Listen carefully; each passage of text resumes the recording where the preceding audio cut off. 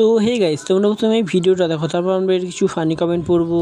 আজকে আমি লোকের কাছ থেকে খাবার কিনে খাবো। বলেন কি? বেরিয়ে পড়েছি খাবারের খোঁজে। ফার্স্টেই দেখতে পেলাম ফুচকার দোকানে এই মেয়েটা গপ গপ করে ফুচকা খাচ্ছে। যাই এবার হামলা করি। अभी मजा आएगा ना भिड़ो। ये क्या है?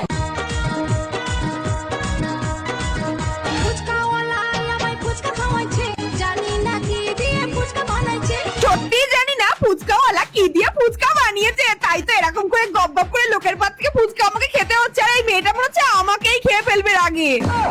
আরে এরকম করে না বলে কারোর থেকে খাইতে হয়? বলে খাও। ধুর, আমি আর ফুচকা খাবোই না, আমি আবার খাবো মোগলাই পরোটা। আমি দেখো এগিয়ে চলে এসেছি সরসর করে। এখানে কিন্তু দুজন মানুষ বসে খাচ্ছে। চলো এবার তুলে ফেলি।